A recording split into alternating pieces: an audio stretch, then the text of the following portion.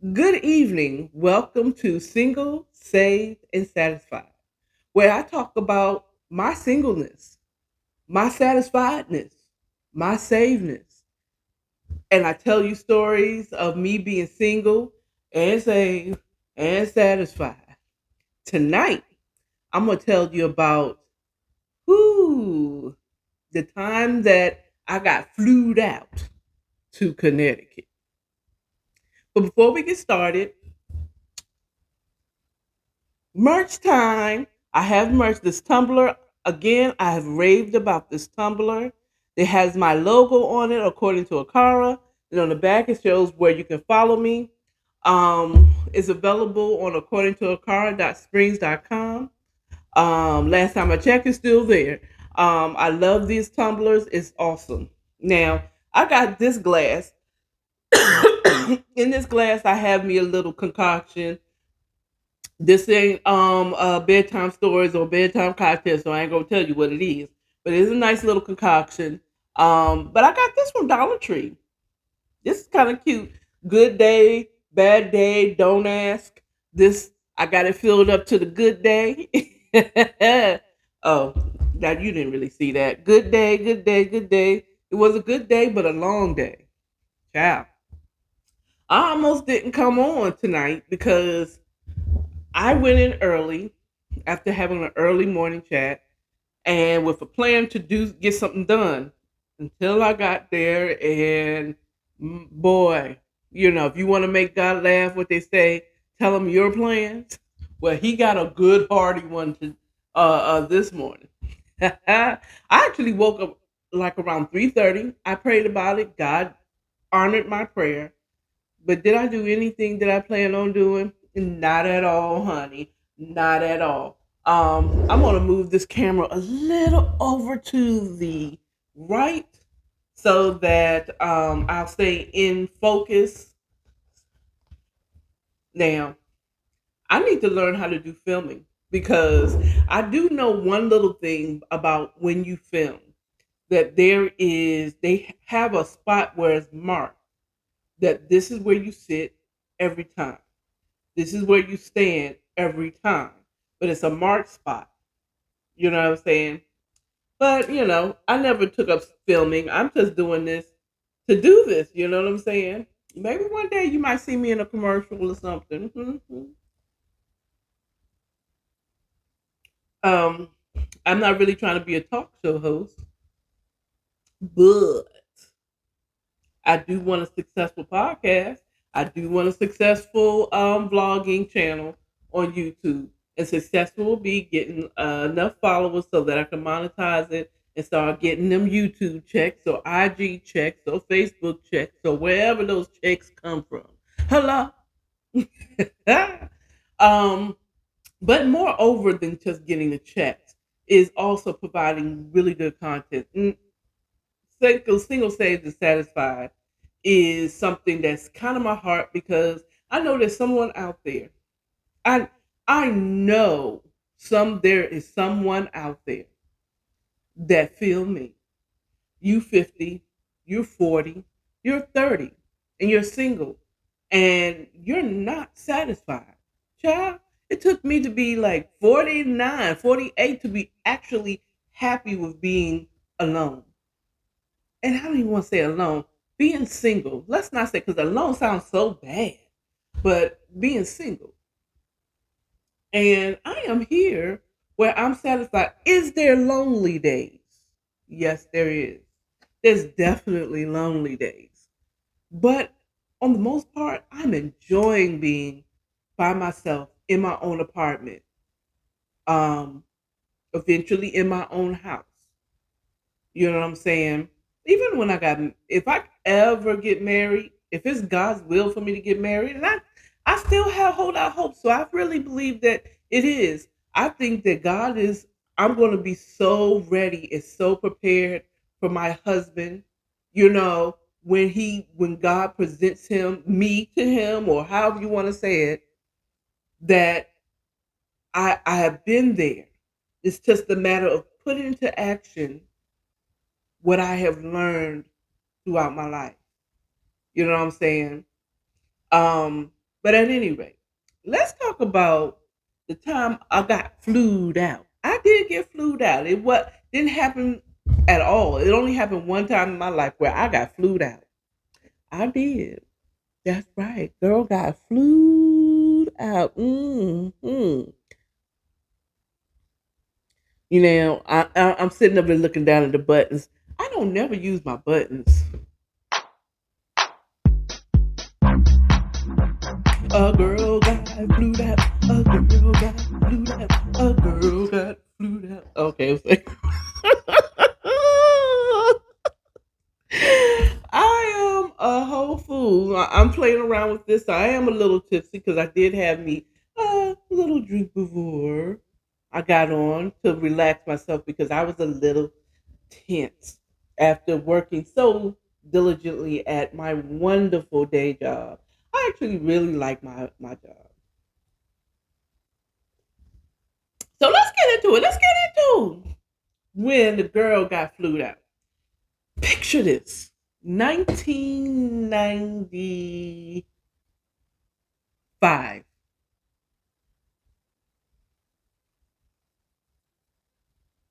I'll make sure I'm saying this right. 1995. A lot went on that year. I want to say that I'm correct. I had, okay, I was here in Atlanta, summer of 1995,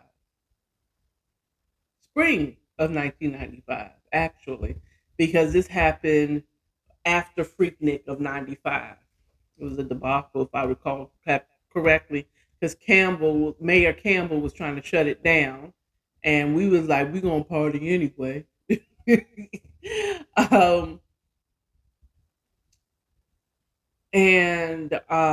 I met this guy. I'm not going to say the name he gave me, which I do believe is not his real name, but the name that he gave me one time when I was going to the Royal Peacock. Now, anyone has been here since the 90s, anyone has been here through the beginning of the millennium. I don't even know if the Royal Peacock is still there anymore. It's on Auburn Avenue. It was known as, for me, it was a reggae spot. Okay. But you do the history on the Royal Peacock. It was actually a very famous music event for many of the popular black artists back in the day. But by the time the 90s came around, it was more of a reggae spot. And me and a friend of mine, my best friend at the time in college, um, we were we went to the Royal Peacock and we met somebody. It was a guy, I don't know if he went to our school, but I can say this much: he reminded me of um, Gerald Levert. Don't ask me why. I mean, he was big. I mean, he just reminded me of it. Was not Gerald Levert though. He was probably like short. He was more like his little brother, the one that his brother in Levert. He was probably like more like him. They just remind me of Gerald. This is what it is. Um, and we met, and I met this guy at the Royal Peacock. He was playing pool, whatever. And we sparked up a conversation. We exchanged numbers and parted ways. And he called, and he called me. I called, and we spoke long distance because he was from New York, or at the time Connecticut, but he's from New York, but he was living in Connecticut at the time, or whatever he was doing. And so he said, "Why don't you come out here? I got some work you could do." You know what I'm saying? I ain't have no plans. I mean, like I was working at Georgia State, but it was just small money, but I ain't have nothing.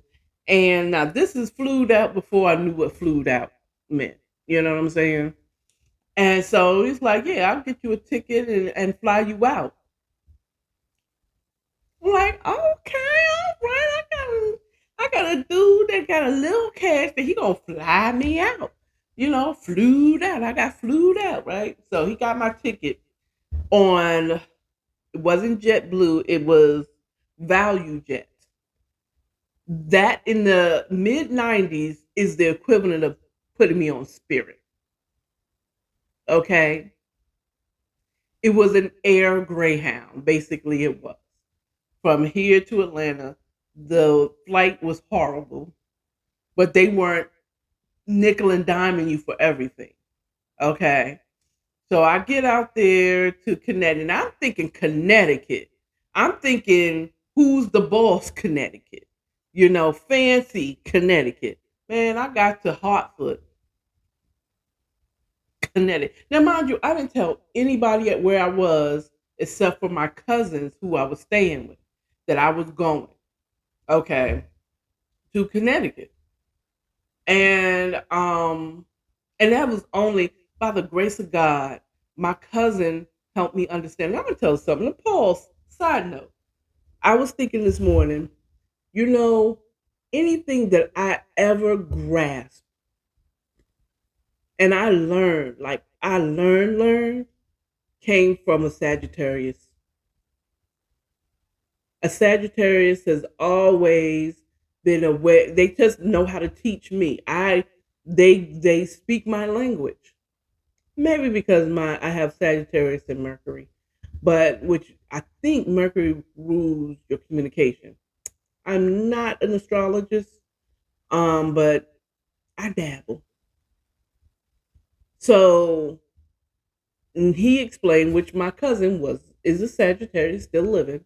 He said it's not because we're trying to get in your business, but if we see, it's good to know where you have were or where you're going. So if we see something on the news that something happened somewhere,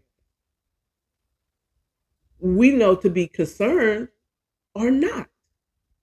So it's a matter of just letting somebody know. You don't have to let everybody know, but you do need to let someone that you trust that will be able to get in touch with someone that your parents, and say, you might want to check on that because the car told me she was going to Jamaica. You know what I'm saying? It's good to know, for us to know. Because if they don't know where you at, it's not about being nosy. It's about just knowing where you at. So we know, should we be concerned or not if flight 278 goes down? You know what I'm saying? And I'd hate for nobody to be concerned because they think that I'm over my friend's house. So he broke that down to me. I understood it. So I made sure I at least told them that I'm going out of town and I'm going to this person. And ever since then, I always let someone know. Now, it might not have been my parents, like they probably wanted to know, but they know that they can always contact this person and they know I went. Where I went, they're going to say, you might want to check on that flight because I know a car was going to Jamaica. Boom. You know what I'm saying? It's about being, people who love you want to know that you're okay. Okay. So note, kids, children, it's not about wanting to be in your business or block your fun. Let someone know what you're doing, so they know to, if they see that there's a fire at this certain club, my son ain't there or my daughter's not there, so I don't have to worry about it. But if you lie about it and then you in the fire and then you wonder, nobody showed no concern, no one called your phone, nothing. Anyway, moving on. So I told him I was going to Hartford. When I got there, I got a rude awakening. Hartford was the hood. I mean, it wasn't fancy shit. You know what I'm saying? It was straight hood. So I get there. He said he had some work for me to do. That's all down my aisle. I'm a Capricorn. I'm down for work, making some bread. You know what I'm saying? So I go there. He takes me to this apartment in the hood. Okay, to his sisters, which I don't believe that was his actual blood sister. I think she was an acting sister, but she was so sweet. But he took me there and he spent a little time with me. Literally, we're sharing a room with her son. Okay, okay, this is not what I expect, but hell, I didn't have to pay for the flight out. And let me tell you how stupid this chick was. It was a one-way ticket to Connecticut. One way, wasn't round trip. Come stay for the summer. At the end of the summer, you get. I'll fly you back home to Atlanta. It was a one-way trip. Okay, we have sex. Blah blah blah. Come to find out, the job he had for me is cashing um, fraudulent checks that his sister knew how to do. I had a Connecticut license so that I can go and go to a cash checking place. Now, it was easy to do this and not get caught back in the 90s because it was the 90s. You know what I'm saying? The technology that we have now, we didn't have then. So I got me a Connecticut driver's license or ID and commenced to cashing these fraudulent checks. The other side thing that he had me doing was, yes, your auntie sold crack. Like, I didn't get my own stash. I sold his stash while he was off doing God knows what. I was his mule. I did. This is all I did for some dick to be flued out to the hood of Hartford, Connecticut. He would leave at days at a time. Come to find out, his sister was a crackhead. His sister was a crackhead. And the one time we left Connecticut, we went to New York City. Not Rochester, not Buffalo, not Albany. New York City, 125th Street. Let me tell you how much of a slave I was in my mind. He left me in the car on 125th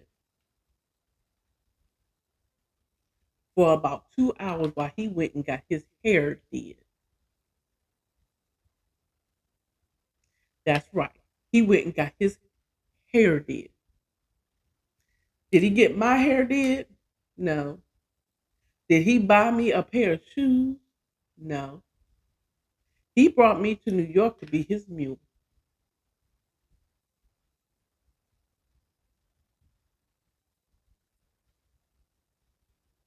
Oh yeah, honey.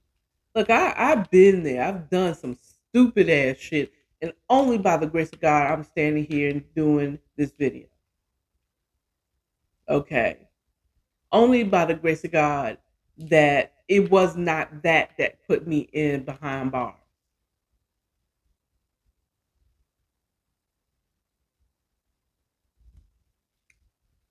So he wants to get his hair did.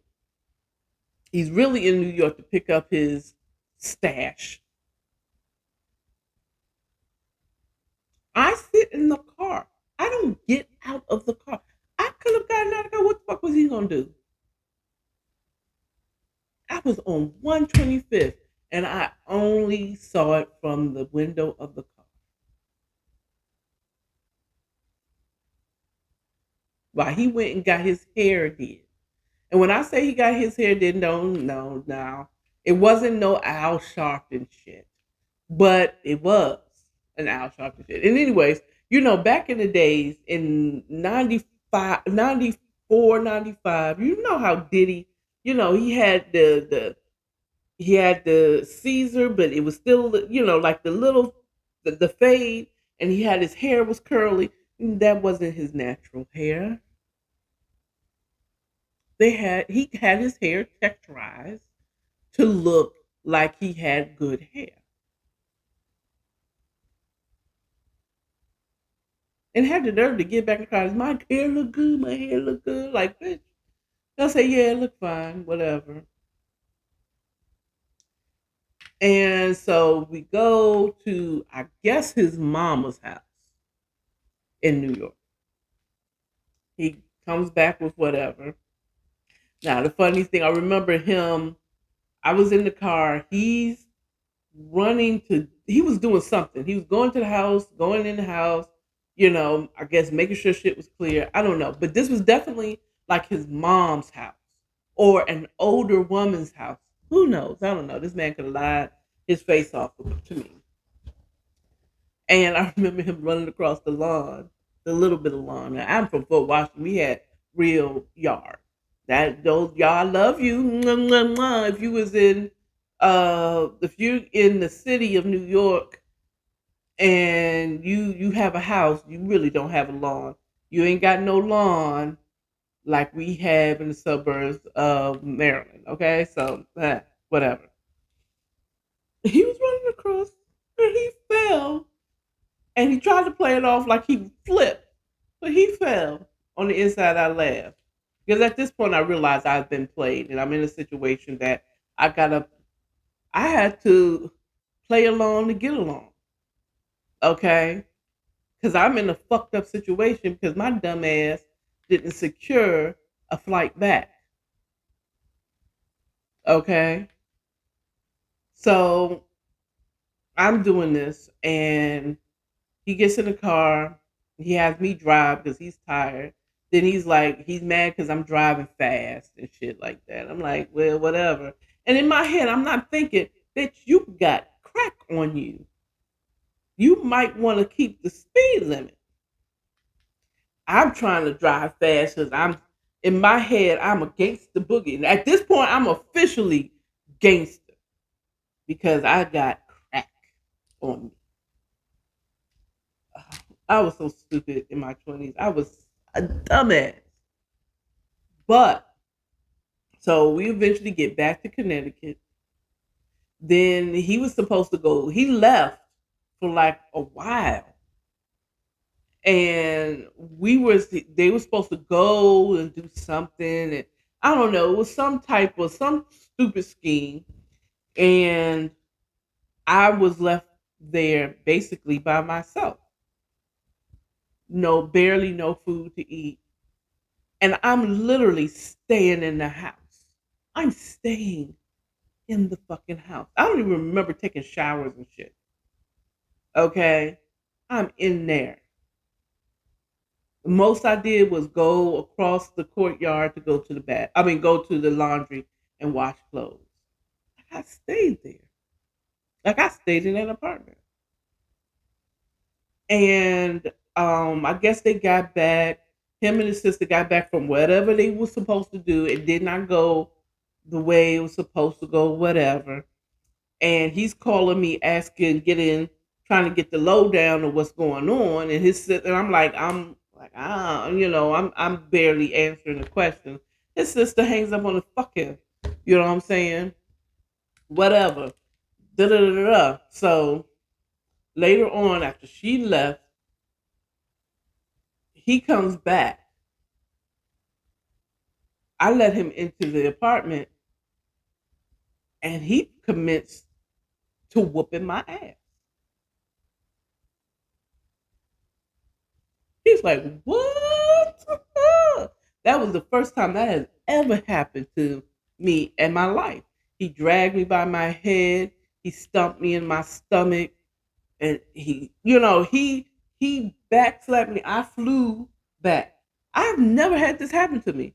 Let me tell you how good God is. I promise you. I mean, like, I flew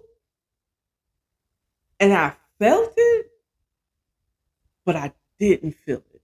You know what I'm saying? I know it sounds crazy, yo.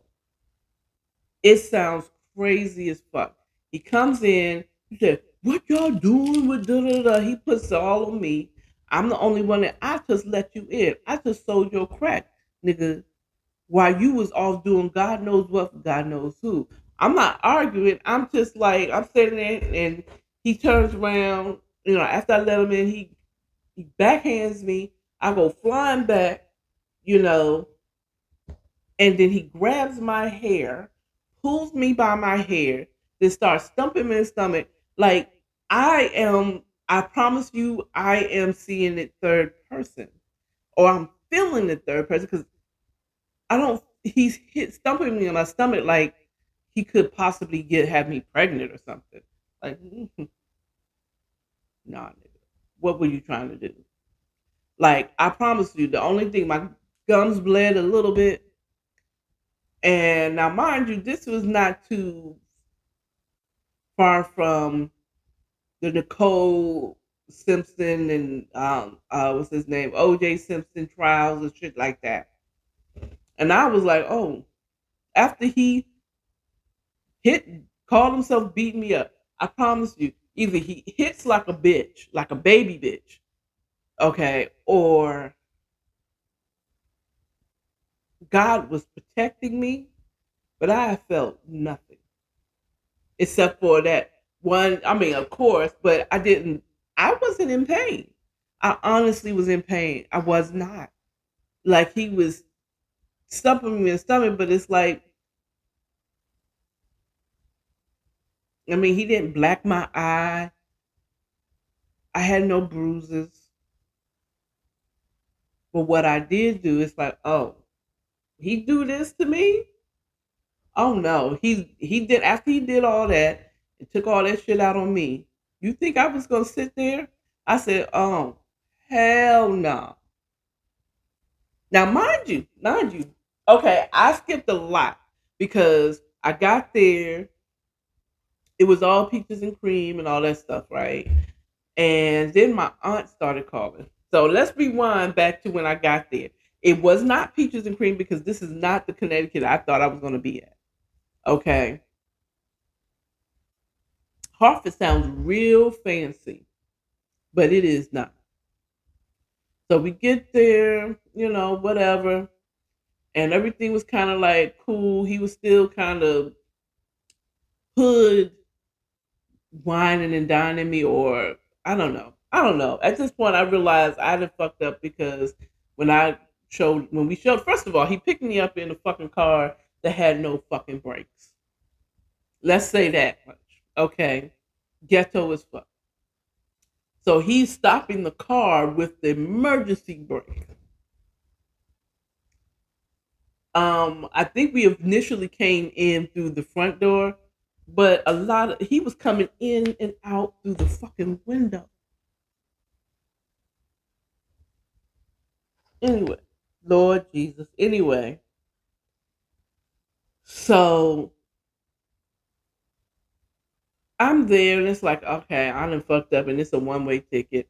I don't even know how to get it. Let's play this shit out. I said I'm really trying to gather this memory. So it was a point where now I would call back home to my cousins, let them know I'm okay, whatever.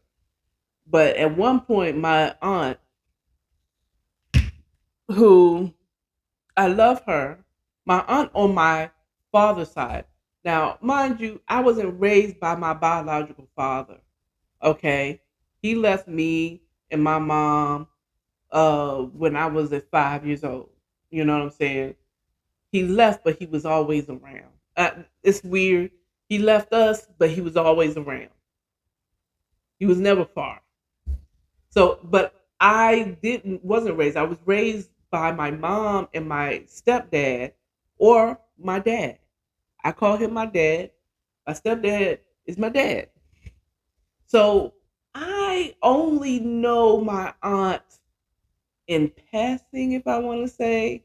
Like I know her from visiting or whatever. She's the only aunt I really kind of know. But she calls it now. My cousins that I was staying with in Georgia were her sons. So my aunt is a Libra, and they can be annoying as fuck. So it was a point where my aunt was calling, and she just didn't see something wasn't right about the situation. Okay. Something wasn't right about this. So she would call and call and call. She was calling back to back because I gave my number to her son, my cousins. So they knew how to contact me, whatever. So she was calling and calling and calling to the point that, you know, he tried to play me like I thought you was an adult. Why you got your family calling you, blah, blah, blah. Now I'm going to tell you, I don't know if I said it on this show. I look like I'm alone. Okay. Yes, I live alone, but please believe me, I am not alone. Okay. You would think that I have an estranged relationship with my family. Please believe my family will form like Voltron if something happens to me. Please believe me. I don't have to talk to them every day, but this was a woman that barely really knew me. You know what I'm saying? And I barely knew her, but I was her brother's child, her niece, and she wasn't having it. So she was hard. She was asking the hard hitting questions. She was talking. She said, "Get put me on the phone with whoever," and I did. And so she was like, "You know what? You are causing," to the point that I he said, "You are causing too much problem." In other words, I was pulling too much heat. If she's calling like this, if something happens to you, our whole operation's going down, and I'm gonna be behind bars. So the best thing to do, he decided, I'm not sending you back to DC. I mean, I'm not sending you back to Georgia, but I will put you on a train to go back to your mom in DC. Or that was the arrangement that my aunt made with the guy and his family. So they put me on a train and sent me to DC. I went back to my mom's house, the whole situation, tail between the legs. I wasn't supposed to return anyway. My dad was mad because I decided to move to Georgia because I wanted a little freedom because they were still treating me like a child. But it's to be expected because they were the ones who raised me. All they will see me as is a child. Tail between my legs. Special rules. Okay, you back here, you're gonna have to get yourself together, go back to school, do whatever, right? My father was done. My father, now this is the biological, was done with me. He had my shit shipped back to my mom's house. That's how mad he was with me. So I'm like, okay. So I come back home, I stay a few weeks, couple of weeks, and then I get a call to my parents' house, and that's his sister saying, "Yo, he really misses you. Come back. Da da da. He want to marry you. Whole nine, right?" So I tell my parents, like, he said he want me to come back. You know, he paid for my trip to come back. And I say, what? I was a dummy. I was a whole dummy.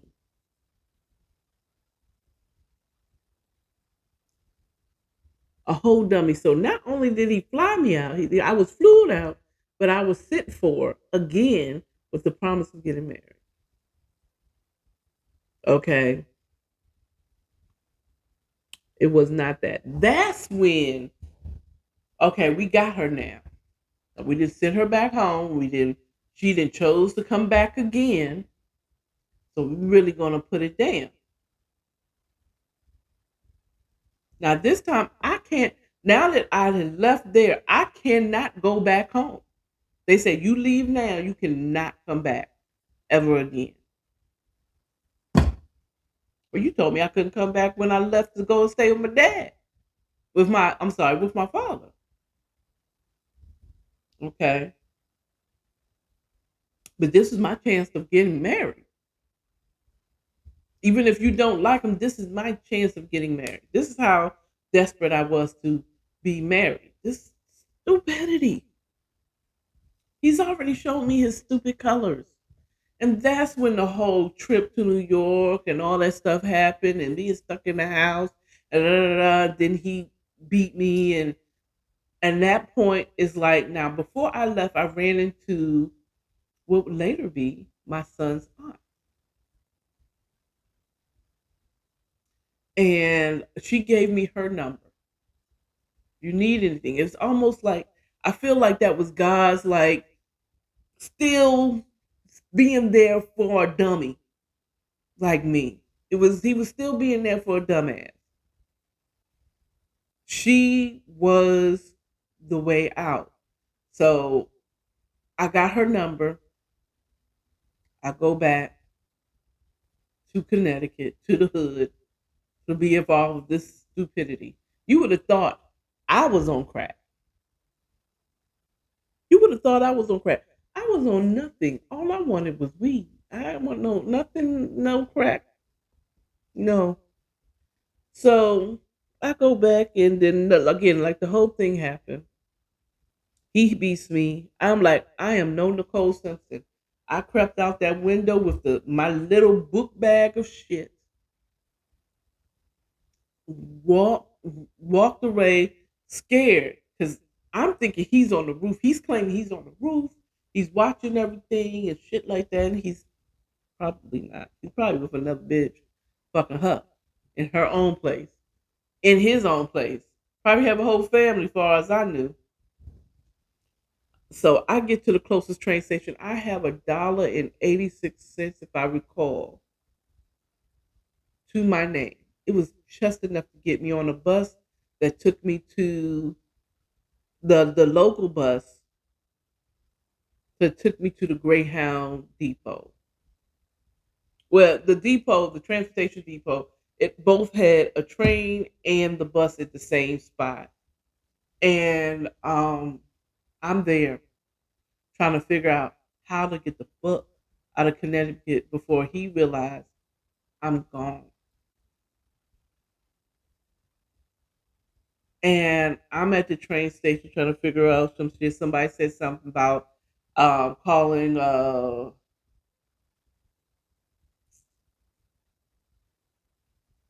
Red Cross. They'll give you a one-way ticket back home. I call my father. He says, call your mother. Okay. Because he didn't want to deal with it. Okay. I'm like, well, fuck you. I can't call my mom. They said once I'm gone, I can't come back. Um, I couldn't remember my friend Keisha's number that was here in Atlanta. I couldn't remember nobody's name. I mean, name or number at the time. Am I am drawing a blank. Only number I have is my son's aunt, who would later become my son's aunt's number. And I call her and I tell her my situation. And her father, which later would be my son's grandfather, got me a ticket to bring me back to DC. I think it was a bus ticket. It could have been a bus ticket. I think it was a bus ticket. And they picked me up and I stayed there and I got on my feet, got me a little job. And later on stayed there with them, and then I moved to her mom's house. It was the whole thing. Now, mind you, these people I grew up with around. My mom knows their family, so it wasn't like leaning on strangers. These are people I knew, grew up in my neighborhood. Whole thing. And then later on, her brother, who had the hots for a girl. He had never been with a Betty. Back to the daddy. To the daddy. And well, no, I guess he did. Now her brother at the time was the hottest. I mean, he was fine because he was light skinned.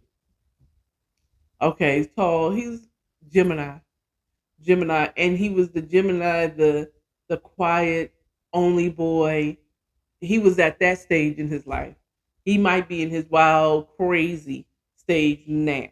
Okay, but I've always knew the respectful guy. Okay, only child, spoiled, but it is what it is. And we did the do. We were never in a relationship, but we was doing. He was getting it every time he came home from school, and one of those times got me pregnant, and I had my son, who I fought for his life, not physically, but mentally and emotionally fought for his life. And I just kind of knew in my heart that if I did not have this child, I feel like the Holy Spirit, because if I did not have him, I was never going to have any other children. And I had him. And he took me through hell. But he was also the joy of my life. My son is the most, I have this picture that I don't have out here now. My son was so cute as a baby. He was adorable. You hear me? He was adorable. Me and his father made a very handsome young man. He really is. He's really handsome. He's a rather his. I give him a lot of my melanin. His father gave him the height and the thick hair. His hair is thick as fuck. Now his father is bald, but his hair is thick. Maybe he got that from me. But tall, beautiful, wonderful smile. Um, I don't hate his father. I just wish he was a little more. He had a little more backbone. You know. Um, but I was in love with his father for a long time until I realized, ooh, mm, that'll do it. That'll do it. You don't have to worry about me. You don't have to worry about me. Yeah, I had that moment with my son's father. Now, my son's father is he's handsome, and his father is a handsome, sweet Gemini too. Um, I don't know. I always draw those Geminis and Aquarius, especially Aquarius.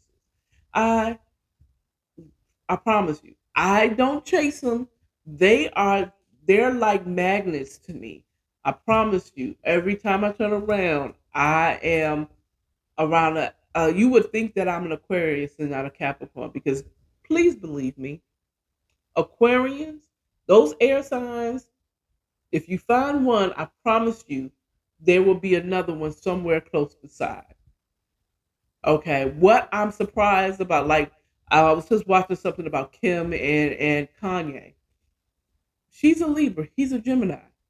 Does it surprise me that they got married? Does it surprise me that they were together? What surprises me is that they broke up. But then again, he's a Gemini. If he was an Aquarius, they'd still be together. They'd still be together. Promise you, they'd still be together. Okay. Geminis, there are special. Well, see, Geminis are also mutable signs. And those mutable signs are just, you have to be a special person to understand a mutable sign, to be able to deal with a mutable sign. Sagittarians are mutable signs. Gemini is mutable. Pisces is mutable. Mutable. I hope I'm saying it right. Mutable. Mutable. So Pisces. What's the Earth mutable sign? Virgo. Those are really special people. It takes a special person to be able to deal with those people. Okay, to be able to deal with a Gemini. Now, I'm a Gemini rising. Okay, which, and I also, my moon, in my chart, my moon is in Virgo. So I got two mutable signs. So that explains why it just takes a special person to be able to deal with me on a long-term basis. Okay, then you add the Capricorn in there. Capricorns are strange, but with other, if the chart is different, they are very dealable. You know, they're very lovable and committable. Um, I blame my Gemini and my and oh no, my Gemini and my Virgo. That's the reason why it takes a very special person to be able to deal with me. Aquarians, a fixed signs like Aquarius, Taurus, Leo, Leo, and what's the other fixed sign? What a vixen. Oh, Scorpio. They pretty much can go with any sign because they're fixed. So they're gonna that's my husband. I'ma stick beside him. I'ma stick beside him. But a lot of times with those fixed signs, it takes a minute before they recognize who they want, you know, and who they're really gonna settle with. But once they settle with you, once they're with you, they are with you. Okay. They are leaning with you and rocking with you. You know what I'm saying? You'll find also those who have are fixed sun signs tend to stay at a job for a long period of time. Okay. Um, yeah, they'll stay at a job at a long period of time if they're not, like my Aquarius friend, but he'll stay in the same line of work. You know what I'm saying? They tend to stay either in the line or their career will be the same once they have gotten in the groove of whatever it is. Okay, but they will stick beside them. Think about it. You know, once a Scorpio knows this way, they're gonna stay there, they're gonna do the job. You know what I'm saying? They'll stay in relationships for a long period of time. They are just really good to lean rock with you. You know, they tend to not be judgmental. And again, they'll lean with you, rock with you. Capricorns, they're gonna always be the flagship. They're gonna start shit in more ways than one. I can get it started in here. I can get it started. Ha. I get it started in here. I can get it started now. But we also are pioneers and stuff like that. That would be Capricorns, Libras, Aries, and Cancers. We are leaders naturally. Either we're leading you like an Aries are usually out front leading. Libras should be out front leading, but they don't. Not all of them like to be out front leading, but they also are good out front leaders. They're very personable. They'll get started. They have the ideas, stuff like that. Social butterflies, but yeah, um, uh, Cancer, yeah, but Capricorns, we lead by example. And that I know for a fact. As a Capricorn, we lead by examples and we like to be puppet masters more than we don't like really being in front. We like kind of manipulating from the back. Okay. We're the one in the back. And five, four, three, camera three. That's us. We're the ones in the back. We writing the stories. We're making the orders. We are designing the marketing plan. That's us. We're not really front people. We can be though. You know, we can be, yeah. And we're more than happy to take on responsibility. You know, give it to me, I'll take care of it. That's me. And I'll take responsibility. We failed. It was because I led us into this ditch. So it's my responsibility to get you out of the ditch. It's not always our responsibility. Cancers are, I don't know. They can be in the front, they can be in the back. You know, the Libras actually can be front or back because Libras are very strategic. How did we get into astrology? Because I was talking about this whole thing. At any rate, I'm on the 50th minute and I want to get out of here so I can finish this and relax and go to sleep and wake up early again tomorrow. I will see you again. Thank you for listening to my story and me rambling about how stupid I was following some dude where I got flued out. I got flued out. Okay. Never happening again. Okay. Never happening again. I'd rather buy my own ticket and do what I want when I want and know that I have shit secure. Will never happen again. But you don't know until you do something that you don't know that this is not what you want. If I didn't experience that, I would know not to look. I wouldn't know not to look out of it. Look out for it now at 50. You know, now I would never do that. Why? Because I've experienced it. I have been stupid. So, babes, know this. Let me end with this. If you fail and you're stupid and God blesses you with another day, thank God for the experience. Learn from that lesson and help your sister out, your brother out. Like, if you don't fail, you would never know how to win. And you'll never get to the point of being satisfied like I am, here at Single, Stable, Satisfied. Now, remember, love yourself, love your neighbors, and stay authentic through it all. You all have a good evening, and I will see you tomorrow for the morning chat.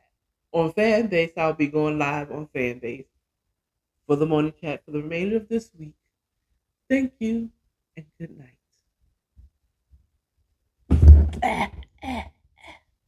I hope I can